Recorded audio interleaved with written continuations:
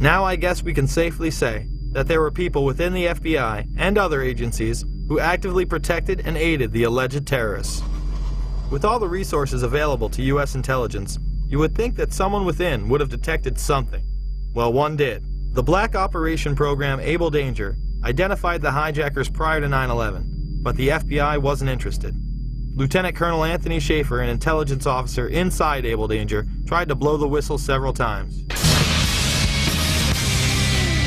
Was the commission that investigated the 9/11 attacks told that lead hijacker Mohammed Atta had been identified and as al-Qaeda operative more than a year before terrorists struck? I'm told confidently by the person who did move the material over that the 9/11 Commission received 2 briefcase-size containers of documents.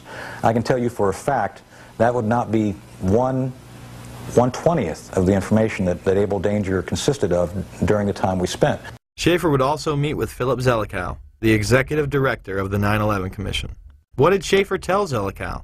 And I'm quoting how I remember saying it. We found, as part of the data run, we found 2 of the 3 cells which conducted the 9/11 attacks to include Atta.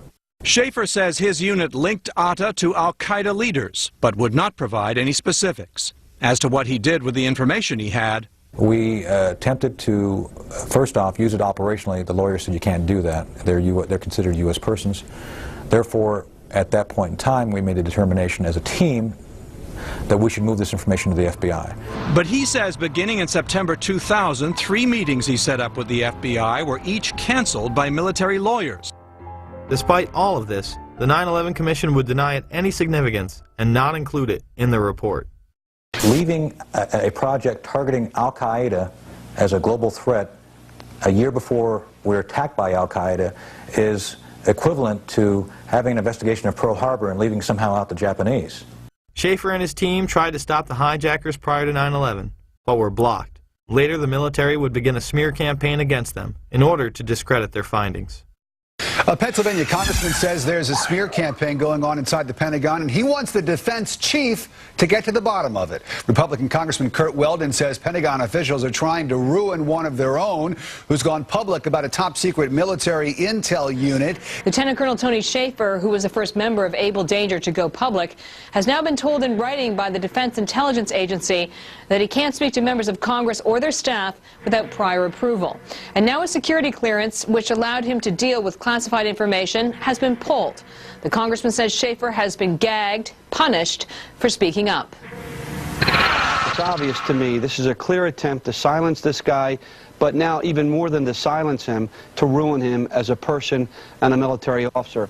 I've talked to all the Able Danger players, and they all agree this is a witch hunt against Tony. It's wrong, it's un-American, it's unacceptable. Pentagon reportedly does not want the public to hear next week's Senate testimony about the former secret intelligence unit known as Able Danger.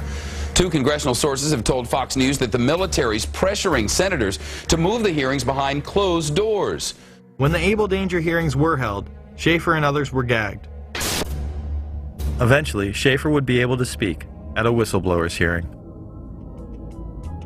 Many of us take seriously our oath of office to support and defend the Constitution against all enemies, foreign and domestic. Let me be up front here. I am no Boy Scout. I was not hired as an intelligence officer because I hung out at the Christian Science reading room. My job is to get information using tried and true intelligence methodologies. According to my legal counsel, until I disclosed the Able Danger information, I was a rock star.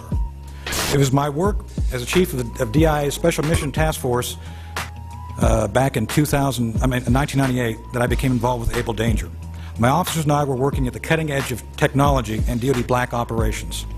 Most of all of my operations and operational records remain classified. With all this evidence, why did the 9/11 Commission and Pentagon suppress valuable information about the hijackers' activities leading up to the attacks?